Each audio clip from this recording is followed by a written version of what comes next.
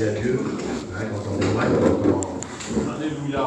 on parle un petit peu, c'est vrai que maintenant, pour certains, enfin moi toujours, mais quand vient le moment de dire un mot de la part du Seigneur, c'est plus du tout pareil. C'est vrai que je pensais à ça tout de suite et puis je disais Seigneur, là c'est tous mes cousins, puis vous avez, pour certains il y en a qui nous connaissent, Tony il est venu il y a quelques années là-bas, dans le coin où c'est que je me trouve moi, toute ma famille n'est pas là, ils sont aussi autour sur les parkings, non c'est vrai que moi, pour certains, ceux qui connaissaient mon père, les baptisés du Seigneur, ne nous avait pas élevés comme ça. Il nous avait appris à chiner, on savait se débrouiller, il avait un certain âge, j'avais chiné. Mon père c'était un chineur de marchandises. Mais la vie fait que il y a des circonstances des fois des fois on n'est pas prédestiné à quelque chose et puis le monde il est tellement ouvert qu'il nous conduit dans des directions où on ne s'attend pas. Et puis par rapport à ça, quand ma mère est tombée malade, elle a tombé malade des reins. Et puis à l'époque, c'était Nantes, la capitale pour les reins. Et puis comme on était de Nantes, tous les 2 jours, mon père il emmenait dans les hôpitaux pour les dialyses, jamais là. Tous les 2 jours, nous on a grandi comme ça. Ma première expérience, on connaissait Dieu. Mon père s'est baptisé à la convention du Mont-Saint-Michel en 83. Maman, oui, la vieille, elle s'avait baptisé, je ne sais plus, je crois que c'est à Rennes en 56. Donc les choses de Dieu, on les connaissait, nous. Dieu, je le connaissais, puis je vais vous dire quelque chose que je ne dis pas souvent, je le dis quand je le témoigne, mais à la fin, quand j'allais chez moi, je priais, moi. Vous voyez, c'est pour vous dire, je priais le Seigneur. Je rentrais chez moi, j'avais bu un verre, si je priais pas Dieu, je ne m'endormais pas. Je me réveillais, j'avais oublié de prier, je priais le Seigneur. Vous voyez? Et je n'appartenais pas au Seigneur.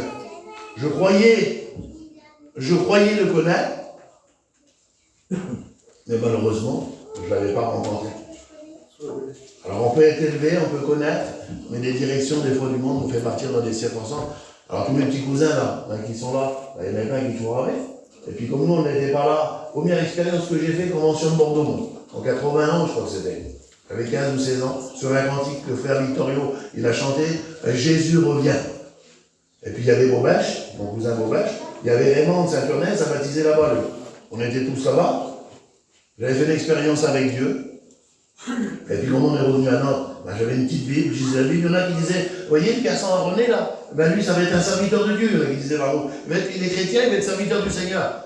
Mais la vitesse aussi que l'on m'a rattrapé, parce que l'autre il a des oreilles, il entend lui, alors il tourne, il ne veut pas lui. Et puis je suis reparti dans le monde, et puis vous savez, il y a un de mes cousins qui me disait, en fait, je sais pas qui est là, elle dit, tu vas faire les entrées des maisons, puis on va venir, puis on va dans les maisons. Puis ça a commencé comme ça, on a commencé à prendre une auto, 2 autos, puis après on a commencé à faire des équipes, puis on a fait des choses de plus en plus graves. Parce que mon cousin Joseph, tous ceux qui sont là, ils passent un petit peu sur leur témoignage. Mais Joseph, il est là, au respect que j'y dois. Un garçon qui a fait 20 ans de prison. Il a passé pratiquement la moitié de sa vie dans les prisons. Puis je sais ce qu'il a fait parce que j'en ai fait la moitié avec lui. Les lycées ne voulaient pas nous voir. Ils nous tiraient dessus, ils ne voulaient pas. Il est là, il s'est fait tirer dessus aussi, lui, il a pris une balle. Les lycées, c'était ça. Ils ne voulaient pas de nous, ils voulaient nous faire du mal, on était devenus des. Et puis, il faut dire la vérité, à la fin, moi j'aimais bien ça. J'avais pris mes habitudes dans le monde. Et j'aimais bien ça. Parce que le monde me plaisait, le monde m'attirait, et puis c'est le monde que j'aimais. Alors des fois on ramenait, écoutez, des fois on ramenait des tatous comme ça. 2 jours, 3 jours, il n'y avait plus rien de nous, il fallait aller recommencer. Mais c'est tellement facile pour nous. On croyait que c'était grand, mais comment que le monde... Alors on a appris bien sûr des passions, des liens, des choses de la vie. Puis un jour, mon père il est parti près du Seigneur. Puis ce que je devais... j'avais entendu, j'étais en prison à l'époque, quand j'étais avec Joseph, on était dans le grand CD de Nantes ensemble. Et puis mon père est tombé malade. Moi, ça m'a surpris un petit peu dans le téléphone, comme j'ai téléphoné, parce qu'on peut téléphoner du CD. Ça m'a surpris, j'ai commencé à dire mon père est jamais malade. C'est toujours ma mère qui est dans les hôpitaux. Puis là, je me suis mis à parler, j'ai compris que c'était grave, il ne voulait pas me le dire. J'ai dit, Seigneur, permets pas qu'il arrive quelque chose à mon père tant que je suis dans cette prison-là. Ils ont besoin de moi, il faut que je fasse quelque chose. Parce que je croyais que j'avais des capacités dans le monde, on avait des portes ouvertes, comme il a dit tout à l'heure, avec. Et puis quand je suis sorti de prison, mon père, pas longtemps après, il est parti près du Seigneur. Moi, je croyais par mes capacités à moi, de m'en sortir et puis d'aider les autres. Alors, ce qu'on a fait, on est parti de ma famille, là, des parkings qu'on était, et puis on s'est mis dans un terrain, dans le coin que je suis maintenant actuellement, là. On ne connaît pas, nous, ce qui va se passer, on ne connaît pas. Et puis, on s'avait isolé. Et puis, à ce moment-là, je rentrais de la haine dans mon cœur. J'en voulais à ma famille. J'en voulais à tout le monde. Quand on passe dans des moments comme ça, de la séparation, je ne comprenais pas ce qui nous arrivait. Et puis, je ne vous dis pas, hein, je me retrouvais, au respect que je vous dois, je me retrouvais dans un bar, je me faisais mettre une bouteille sur le bar, puis je ouvrais la bouteille, les autres ils me voyaient, c'était trompette, qui était capable de sourire, d'ouvrir des portes, de faire quelque chose. Mais Seigneur, comment j'étais triste, comment j'étais malheureux. Je n'avais pas de bonheur, je n'avais rien du tout, Seigneur. Ma mère a pleuré dans son coin, mes soeurs ils pleuraient dans un autre coin, hein. Que de la tristesse, que de la misère. Et puis le Seigneur, il dit dans nos larmes, je lui dis, hein, ce qu'il faisait, le Seigneur, tout doucement, il envoyait un serviteur de Dieu vers nous. Gloire à Dieu. Il venait boire une goutte de café. Ils nous parlait du Seigneur, il disait trompette, il dit, il faut que tu viennes à la réunion. C'est gentil, j'ai toujours respecté les serviteurs du Seigneur, moi. C'est gentil, Et puis un jour, vous savez ce qu'il me dit? Il me dit, trompette, il dit, on s'en va, il y a la première convention en Israël, il en a parlé de frère. Et il dit, tu veux pas venir avec nous? Non, moi, je disais, qu'est-ce qu'il me demande? Je vais aller en Israël. La vie que je mène, il me demande d'aller en Israël avec lui. On était dans la tristesse, dans les pleurs, et puis j'étais dans le monde jusqu'au coude, quoi. Il me demande d'aller en Israël, alors je le respectais, je ne disais pas. Mais lui, comme le Seigneur, il avait mis ça dans son cœur. Il insistait, lui. Alors il venait boire une goutte de café de temps en temps, encore une fois, 2 fois, 3 fois. En fait, viens avec nous en Israël. Ils étaient en train de faire une camping, je ne me rendais pas compte, ils étaient en train de faire une camping de réunion, Marcel. Et puis avec Oscar, eh ben, j'allais dedans, puis je l'ai aidé, moi, à faire la camping de réunion, à mettre de la moquette, à graffer. Je ne me rendais même pas compte, j'étais un garçon qui était jamais là. Mais déjà, Dieu commençait à travailler mon cœur, moi je ne me rendais pas compte du tout. Maintenant, je le sais. Puis je suis parti avec ce garçon-là, ben, j'écoute, il a insisté, vas-y, inscris-moi. Et puis comme il m'a inscrit, l'ennemi, il ne veut pas, ça a été dit aussi. J'avais cassé mon petit camion, je vais faire un accident avec l'auto, mais tout dans tout en même temps. Ah, je téléphone au frère, à l'époque, je dis, écoute, il ne faut pas y aller, ça ne va pas du tout. Puis le frère me disait, écoute, il dit, Seigneur, il veut que tu viennes avec nous, ça serait bien que tu viennes là-bas. Alors je dis, vas-y, on va. Puis 2, 3 fois que des problèmes, que des problèmes. Puis l'ennemi ne voudrait pas, il ne veut pas qu'on s'approche de Dieu, il ne veut pas qu'on vienne à la réunion, il ne veut pas qu'on soit des sauvés, comprenez bien. Puis je dis, écoute, on y va. Je dis, Seigneur, allez là, je vais avec eux. Et puis je suis parti là-bas du côté, ce qui s'est passé pour moi. Quand je suis descendu de l'avion, j'ai mis le pied par terre en Israël là-bas, j'ai eu des vertiges, parce que j'ai fumé une cigarette. J'ai fumé une cigarette et j'ai eu des vertiges. Alors j'ai rien dit, j'ai eu honte, j'ai monté dans le car, j'ai eu honte, j'ai donné mes bagages. Mais ça a duré pendant 2 jours, je ne comprenais pas. Et puis j'étais sur un balcon d'un hôtel au 7e étage. Et puis j'ai voulu fumer, et quand j'ai fumé, j'ai eu peur, j'ai eu des vertiges, j'ai dit je comprends pas. J'ai rentré là-bas, je ne comprenais pas. Et instantanément, il y avait le frère qui était serviteur, il y avait Oscar qui était là. Il m'a appelé en disant, tu viens avec nous, il dit, on va se promener au bord du lac du Tilbériade. Il dit, vous savez, ce lac où le Seigneur Jésus a marché là. Je dis, oui, je vais avec vous. Et puis je suis parti avec eux, puis j'ai regardé les garçons. J'ai dit, les garçons, j'ai voulu m'acheter des cigarettes, j'en ai bu. Et puis eux, ils n'ont pas dit un mot, ils se sont regardés. Ils vont dire, qu'est-ce qu'ils nous demandent, quoi. Et puis quand je les ai regardés, quand j'ai regardé, eh bien, écoutez ce qui s'est passé. Dans leur regard, j'ai compris. Comme j'ai vu leur regard se croiser, j'ai dit, Seigneur, ça viendrait de toi alors. Tu m'aurais délivré de la cigarette, tu m'aurais enlevé cette chose-là. Vous savez ce que j'ai fait? Eh bien, j'ai dit, Seigneur, si ça vient de toi, j'en achète pas. Je ne l'ai pas racheté, ça fait 14 ans là, j'ai pu racheter une cigarette, vous avez bien compris. Dieu m'avait délivré de la cigarette instantanément. Et ça passait quelques jours. Là, et puis le frère à l'époque il avait prêché, et puis il dit celui qui veut donner son cœur à Dieu, il lève sa main. Et moi tout doucement j'étais tout seul, parmi tous le groupe là. Elle était là, elle a dit. J'ai levé ma main timidement, on a un coin. Pour un Dieu, le Seigneur te voit. Mais j'avais ouvert mon cœur, Seigneur. Parce que l'ennemi ne voulait pas, il me faisait penser, je pensais à ma vie là-bas, ça. Et puis à un moment donné, on arrive, parce que les frères, quand ils prêchaient la parole de Dieu, comment ça me faisait du bien, Seigneur, la parole de Dieu. Comment ils disposaient mon cœur, il n'y avait rien d'autre. J'étais triste, il fallait que je vá dans le monde, au respect du doigt, il fallait que je voie, pour noyer ma tristesse, Marcel. Mais là, il prêchait, il disait un mot de la parole du Seigneur, et puis ça me consolait, ça me faisait du bien, ça m'apaisait. Il se passait quelque chose dans mon cœur. Ils prêchaient, les frères, ils prêchaient. Comment c'était bon, Seigneur. Ils chantaient des cantiques comme ce soir-là. C'était extraordinaire. Et puis à un moment donné, j'étais sur le lieu de baptême, pas de baptême dans le groupe, rien du tout. Et puis moi, ma conversion, c'est ça. Vous pourrez lire Acte 8, au verset 26, c'est l'Éthiopien. Le frère, il prêche, il dit je ne sais pas. Et puis c'est un frère que je ne connaissais pas. Il s'appelait Pépino Azaïs. Il venait du Midi, là-bas, le frère. Moi, je ne connaissais pas, ce frère-là. Et puis à ce moment-là, il prêche, il prend la Bible, il dévoile ma vie complètement. Et puis j'étais là en train de filmer, moi. Et puis quand j'étais en train de filmer, ma vie était dévoilée. Et puis le Seigneur me parlait, j'étais en direct avec Dieu. Le Seigneur me parlait directement. Et puis le Seigneur me montrait mon état. Le Seigneur me montrait mon foyer. Le Seigneur me montrait mes enfants. Et puis le Seigneur, il me disait, tu vois, regarde la vie que tu as aujourd'hui. Regarde tes enfants, c'est ce que tu veux leur donner. C'est comme ça parce que tes enfants, ils ont les regards sur toi. Et puis si tu continues comme ça, ils vont prendre le même chemin. Qu'est-ce que tu vas leur laisser à tes enfants? Et puis à ce moment-là, le Seigneur me montrait deux endroits où passer l'éternité. Il me faisait voir un lieu de merveille, le Seigneur. Il me faisait voir un lieu de repos, un lieu de joie, où il y avait la paix pour l'éternité. Le Seigneur me parlait en direct. Il me parlait quand je vous parle là, c'était dans mon cœur. Et puis le Seigneur me montrait un endroit où il y avait des pleurs, où il y avait des larmes, où il y avait de la tristesse, mais pour l'éternité. Et puis, comme le Seigneur me montrait ça, je disais, Seigneur, dans mon esprit, je disais, mais Seigneur, je ne pourrais pas. J'ai ça dans ma vie. Quand je voudrais revenir à Nantes, bah, Seigneur, j'ai ça dans ma vie, comment que je vais faire? Puis vous savez ce qu'il me disait, le Seigneur? Il me disait, fais-moi confiance. Et Dieu m'en est témoin, je vous le dis, comme je l'ai reçu. Hein. Alléluia. Comme ça, il m'a parlé, Seigneur, 2 fois. Fais-moi confiance. Alors, comme j'ai dit ça, j'ai dit, Seigneur, parce qu'il se passait quelque chose, là, je ressentais quelque chose sur moi, c'était quelque chose d'invisible, quelque chose que je ne connaissais pas. Ça venait, puis ça m'écrasait. Ça me montait sur moi, là. C'est comme si qu'un homme avait monté sur mes épaules, un deuxième, un troisième, ça m'étouffait, ça m'écrasait. J'étais en train de filmer, j'ai toujours la caméra, j'étais en train de filmer, puis ça descend, là. Parce qu'il y avait quelque chose qui venait sur moi, il y avait une présence. Je ne comprenais pas sur le coup. Je ne comprenais pas. Aujourd'hui, je le sais. Et je le sais. Puis il fallait que je m'humilie. Le Seigneur voulait que je m'humilie. Le Seigneur voulait que je lui demande pardon. Alors ça m'écrasait, ça m'étouffait. Puis à ce moment-là, j'ai dit, Seigneur, je te demande pardon. Seigneur, mais moi, je n'y arriverai pas. Je ne pourrai pas le faire, Seigneur. Tu as vu la vie que j'ai. Tu as vu la vie qu'on a chez nous. Mais je dis, Seigneur, si tu changes ma vie, Seigneur.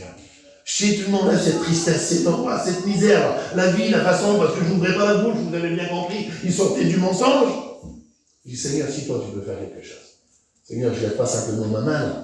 Je dis, Seigneur, mais je te donne ma vie entière. Parce que je regardais les autres, qui avaient des chrétiens, mais je dis, si c'est pour être chrétien, à l'époque, si c'est pour être chrétien comme eux, là, moi je ne veux pas être un chrétien comme ça. Ça ne m'intéresse pas, moi je voulais être un chrétien. Et je disais, Seigneur, si tu changes ma vie, Seigneur, je ne lève pas ma main, mais je te donne toute ma vie. Alléluia. Vous savez ce qu'il a fait, le Seigneur, instantanément, que Dieu m'en est témoin. Je vous le dis comme ça avec mes mots, mais c'est mon expérience. J'ai senti ça l'a rentré dans mon cœur. C'est comme s'il mettait sa main dans moi. Il m'a enlevé toute la tristesse. Il m'a enlevé toute la misère. Il m'a enlevé les pensées. Il m'a enlevé tous ces liens, que ce soit de la boisson, que ce soit le mensonge, que ce soit toutes ces choses-là. Le Seigneur a mis la paix dans mon cœur. Amen. Le Seigneur a mis de la joie. Alléluia. Instantanément. Il y avait une femme par nous. C'était par nous, hein. Je vous dis, elle n'est pas là. Je ne pouvais pas la sentir, que Dieu m'en est témoin. Je voulais la tuer. Je voulais la tuer, dans ça. Et je vous dis, j'ai pas honte de vous le dire. Je voulais faire du mal. Je ne voulais pas l'avoir vendre. Je ne l'ai pas fait parce qu'il y avait quelqu'un que j'aimais et je ne l'ai pas fait pour lui. Vous savez ce que j'ai fait? J'ai été là-bas et j'ai acheté un foulard en Israël.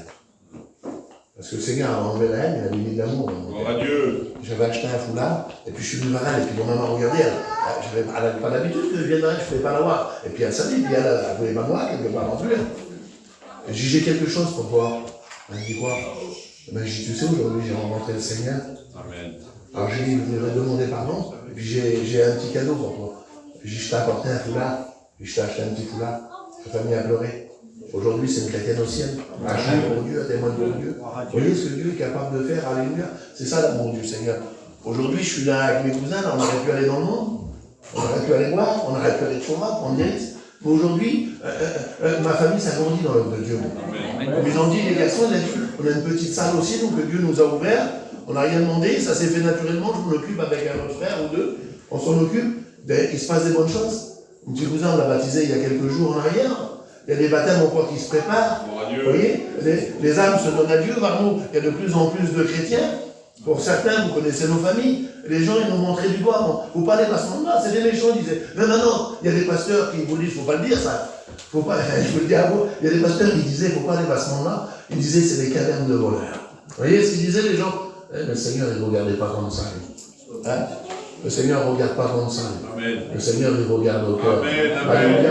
Le Seigneur, il regarde à nos âmes. Donc, le Seigneur, j'aimerais qu'on prie le Seigneur de Dieu. Vous voulez, dans cette prière devant Dieu, alléluia. À toi la gloire, Seigneur. Alléluia, Dieu te bénisse. À toi la gloire, à toi la gloire, à toi la gloire. À toi la gloire. Amen. Merci pour ta parole. Ta parole est la vérité. Viens, tu bénis nos cœurs, tu bénis nos âmes.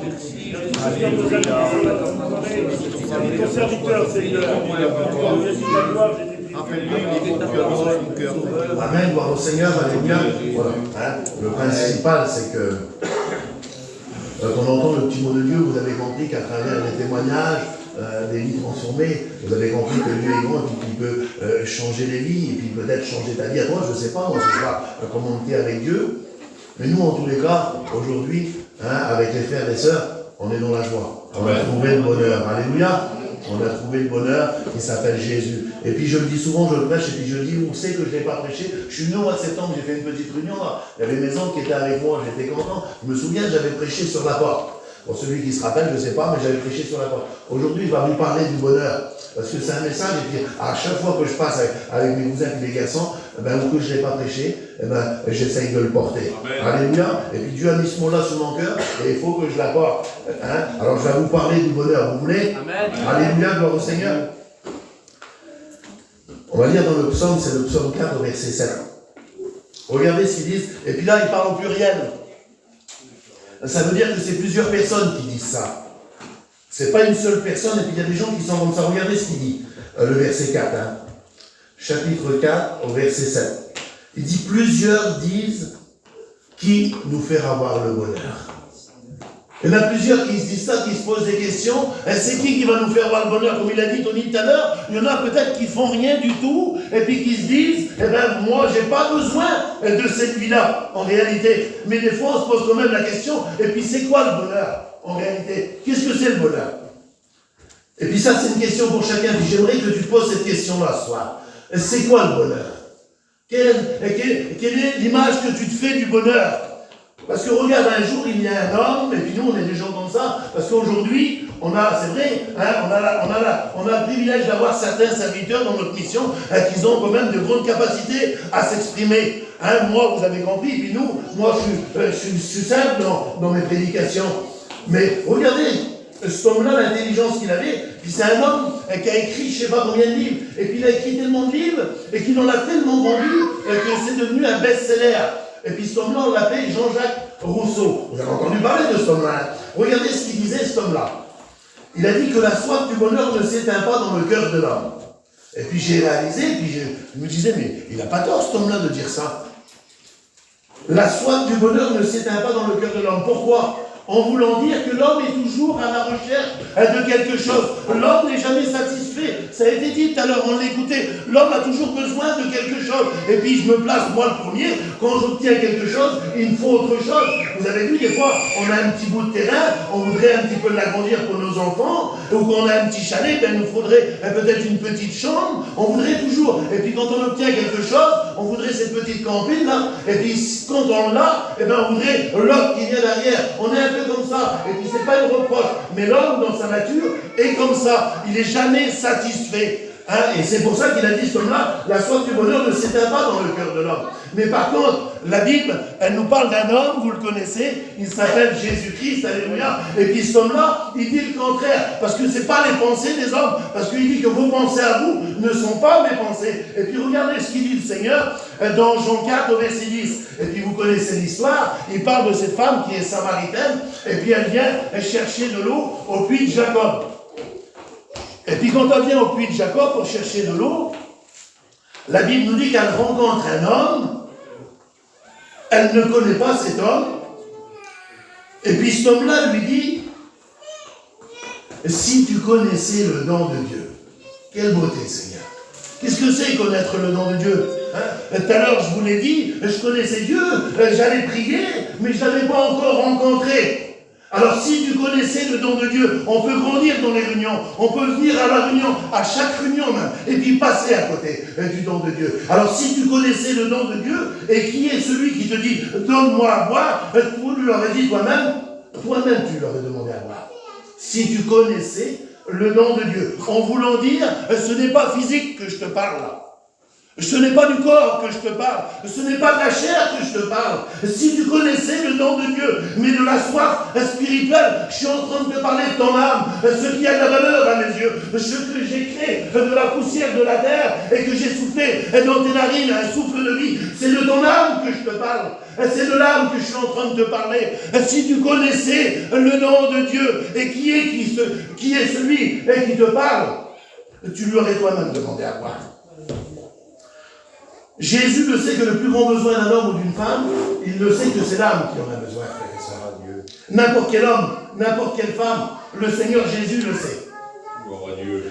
Dieu dit la Bible dans Ecclésiaste 3, verset 11, qu'il a mis la pensée de l'éternité dans le cœur de l'homme. Pourquoi il a mis la pensée de l'éternité dans le cœur de l'homme? Parce que la Bible dit que la mort est le rendez-vous de tous les vivants. Parce qu'on est de passage sur la terre et un jour, il faudra rencontrer le Créateur. Alléluia. Qu'on soit chrétien ou qu'on ne soit pas chrétien, la Bible dit qu'on passera tous devant lui pour nos œuvres ou pour nos actes. Alors il faudra le rencontrer. Mais Seigneur, c'est quoi la pensée de l'éternité? Eh bien peut-être que tu es dans ta camping et puis tu te dis, Seigneur, la maladie, le problème et puis la mort te fait peur. Et puis tu dis, Seigneur, si je quitte cette terre-là, où c'est que je vais passer l'éternité?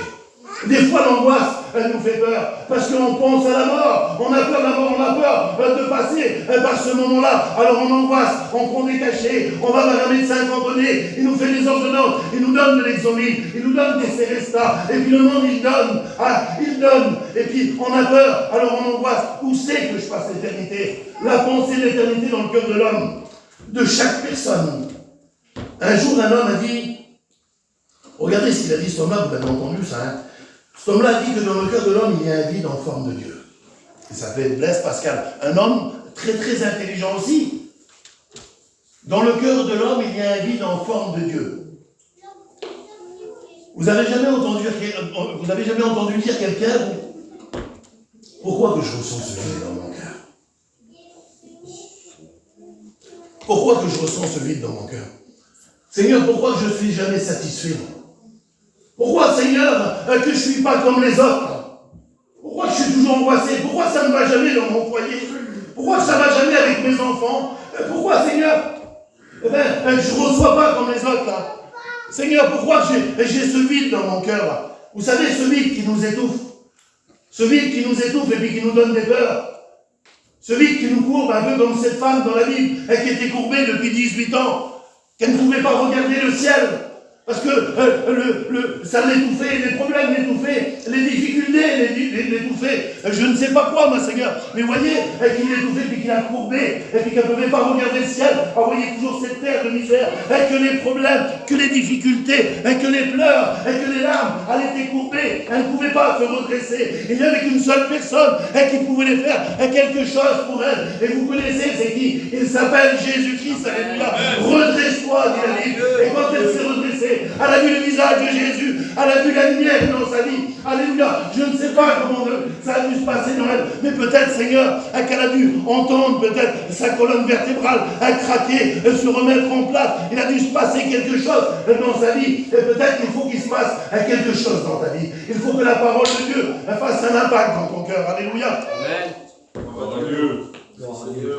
Vous savez, ce vide-là, ce vide que je vous parle, il pourra être rempli de n'importe quelle manière. Et s'il n'est pas rempli de Dieu, il ne pourra jamais être comblé. C'est pas possible. S'il n'est pas rempli de Dieu, il ne pourra jamais être comblé. Il y a certaines personnes, je dis certaines personnes, et puis c'est pas un jugement, que Dieu m'en est témoin, Dieu connaît mon cœur. Il y a certaines personnes qui pensent comme ça. Ils pensent que c'est en accumulant les biens qu'ils vont atteindre le bonheur. Et puis c'est pas interdit du tout. Mais il y en a qui pensent comme ça, mais malheureusement, ce qui est matériel ne peut pas combler un besoin spirituel. C'est pas possible, frères et sœurs, amis. C'est pas possible. La femme samaritaine, là, elle ne comprenait pas ce que voulait dire Jésus. Au verset 11, elle dit, Seigneur, tu n'as rien pour puiser. Tu n'as rien du tout, puis le puits, il est profond, Seigneur. Tu n'as même pas une petite corde. Tu n'as même pas un seau, j'imagine un peu la scène. Tu n'as rien du tout pour puiser. Et puis le puits, il est profond. Laissez-moi vous dire, de la part du Seigneur, est-ce qu'elle est visible alors? C'est visible à Dieu. Amen. Alléluia. Le puits, il est profond. Et tu n'as rien du tout. Comment tu vas faire? Seigneur, le problème dans mon cœur, dans ma vie, dans mes pensées, c'est profond. Seigneur, je pleure, il y a des tristesses, il y a des déchirures dans mon cœur, dans mon foyer, il y a la misère, dans le foyer de mes enfants, il y a la misère, il y a des années. Seigneur, c'est comme ça. C'est profond. Comment que tu vas faire, Seigneur? Eh bien, laisse-moi te dire de la part du Seigneur, ce qui est impossible alors. Est possible. Alléluia. Elle ne comprenait pas, elle. Pourquoi qu'elle ne comprenait pas? Pourquoi qu'il n'avait rien pour puiser Jésus? Mais pourquoi? Parce qu'il était, et il est aujourd'hui, dit la Bible, la source de tout. Alléluia. Il est la source de tous tes problèmes, la source de toutes les difficultés. Il est la source du salut, dit la Bible. Gloire au Seigneur. Alléluia. Il est lui-même la source. Gloire au Seigneur. On l'a dit tout à l'heure, Marc 16 au verset 15.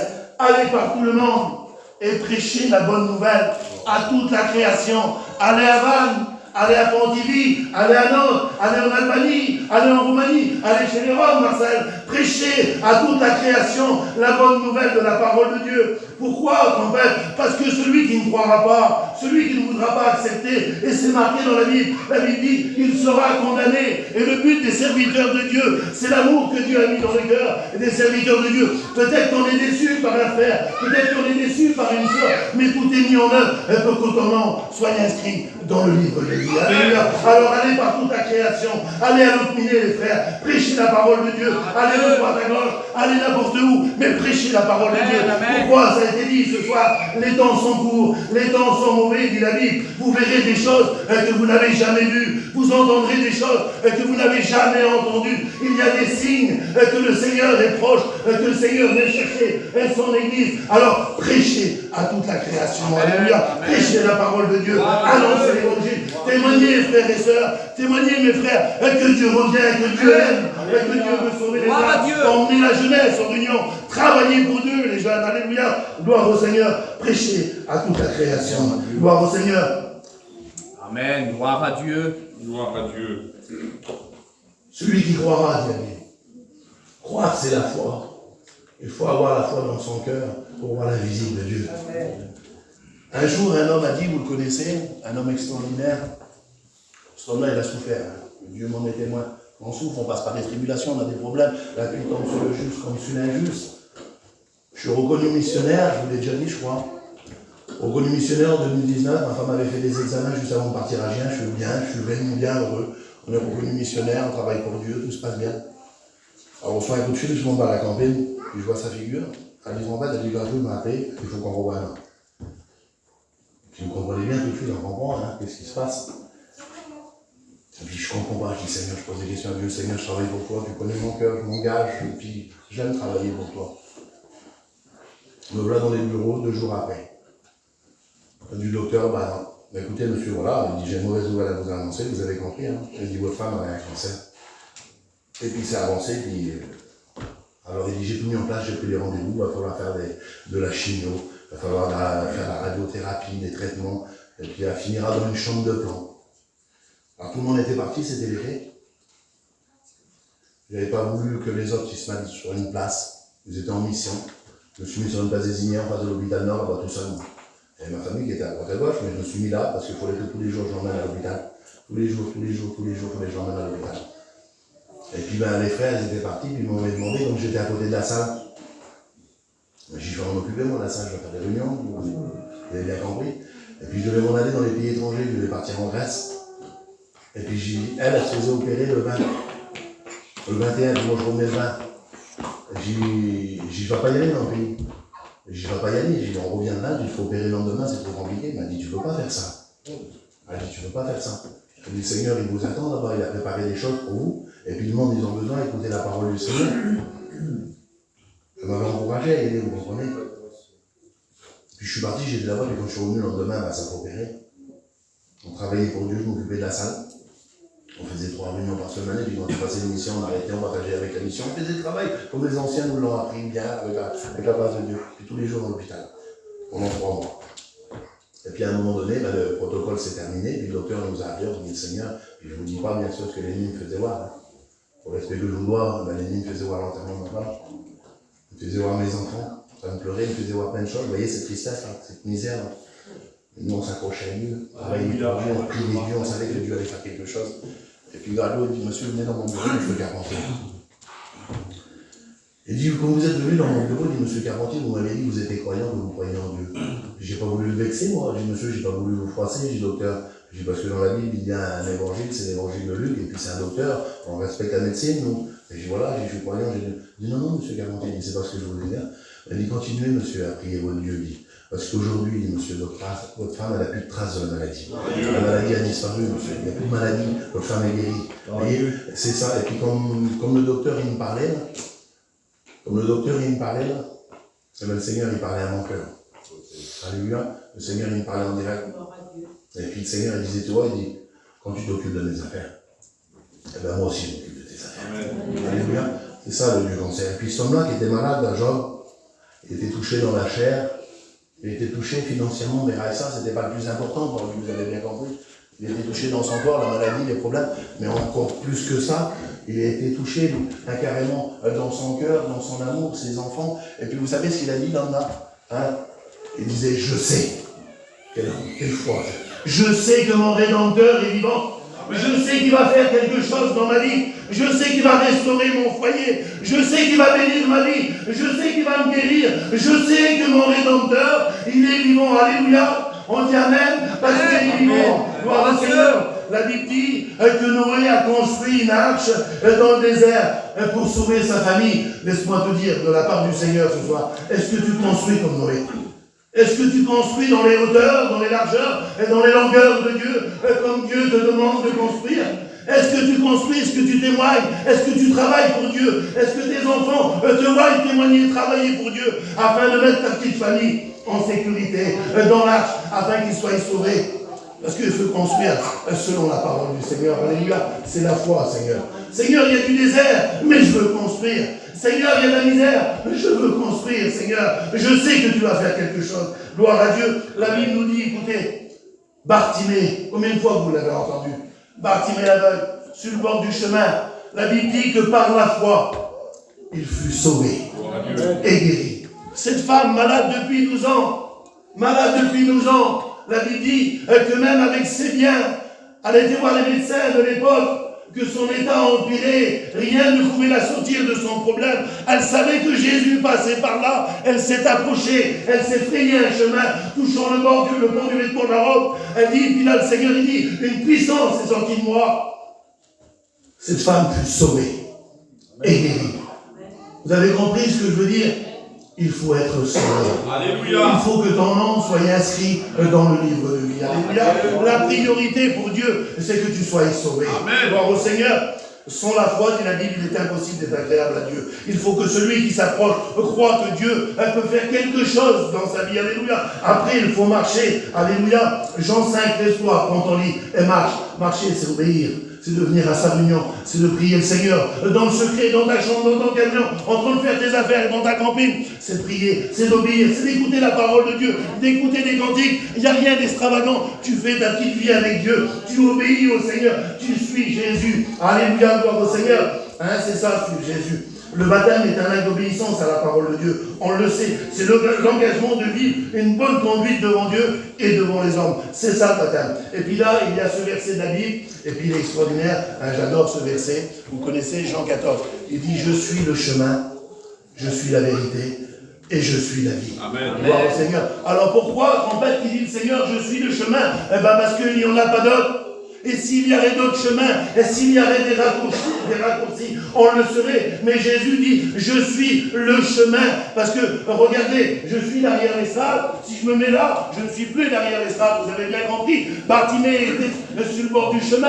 Et puis comme Jésus, il est le chemin. Il dit à ses disciples, emmenez-moi-le. Il ramène Bartimée sur le chemin. Je ne sais pas de quel côté tu es, mais je sais que de la part du Seigneur, il faut que tu sois sur le chemin. Et puis quand on est sur le chemin qui s'appelle Jésus, il se passe quelque chose d'extraordinaire. parce qu'il dit dans le psaume 51, au verset 8, il faut que la vérité, elle soit au fond du cœur. Quand on est sur le chemin et qu'il s'appelle Jésus, automatiquement, la vérité, elle rentre dans notre cœur. On parle par la vérité, on voit par la vérité, on pense par la vérité, on travaille par la vérité, on témoigne, on marche pour Dieu, on va aux réunions, parce que la vérité, elle prend racine dans nos cœurs, elle prend racine dans notre foyer. Alors on vit la vérité de Dieu. Et qu'est-ce qui se passe quand la vérité est dans notre cœur? Eh bien, on obtient quoi? La vie éternelle. Seigneur, on obtient la vie avec Jésus. On était mort, mais on est ressuscité avec lui, avec Christ. Gloire au Seigneur. Alléluia. Gloire à Dieu. Frères et sœurs, amis, la source qui les altère, c'est Jésus. Amen. Amen. La joie, c'est Jésus, frère. Amen. Les amis, la paix, c'est Jésus. Amen. L'amour, j'en ai parlé tout à l'heure, c'est Jésus. Alléluia. Il n'y a rien d'autre en dehors de Jésus. Il est la source de tout, le Seigneur. Alors peut-être, je ne sais pas, peut-être que ce soir, peut-être que tu t'as même éloigné peut-être du chemin, peut-être que tu n'as plus la joie, peut-être que tu n'as plus la paix, tu ne dors peut-être plus, peut-être que tu manques d'amour. Laisse-moi te dire de la part du Seigneur ce soir, qu'il peut restaurer. Il est la source de tout. Gloire au Seigneur. Alors je vous repose cette question ce soir à vous, je ne sais pas, mais à tous, et puis peut-être pour toi, soit qui nous fait avoir le bonheur? C'est qui le bonheur? En dehors de Jésus, c'est qui le bonheur? Vous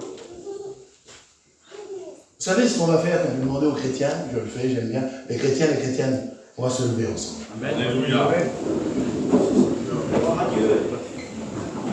Vous savez ce qu'on va faire? On va chanter un petit cantique ensemble. Amen. Si tu veux le bonheur. On chante ensemble. Amen. Si tu veux le bonheur, le vrai bonheur, laisse entrer Jésus dans ton cœur. Si tu veux le bonheur, le vrai bonheur, laisse entrer Jésus dans ton cœur. Tes péchés, il efface, il te fera la grâce de transformer ton être entier, de régner sur ta vie.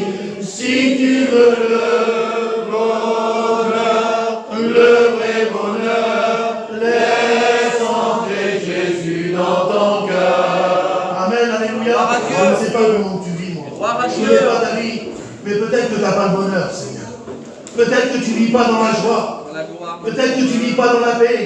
Peut-être que tu n'as pas l'amour. Mais laisse-moi te dire dans le psaume 85, au verset 13, la Bible dit que l'Éternel t'accordera le bonheur. Alléluia. Et puis dans le même psaume que je vous ai cité, il dit que je me couche et je m'endors en paix. Car toi seul, ô Éternel, tu me mets en sécurité. Est-ce que quelqu'un ce soir, de la part du Seigneur, les têtes sont baissées? J'aimerais qu'on mette nos têtes. Très bien, chrétien. Juste comme ça, de la part du Seigneur. Est-ce que tu veux du bonheur aussi? Peut-être que tu l'as perdu, je ne sais pas. C'est entre toi et Dieu, puis je ne vais pas faire 50 appels. Est-ce que tu veux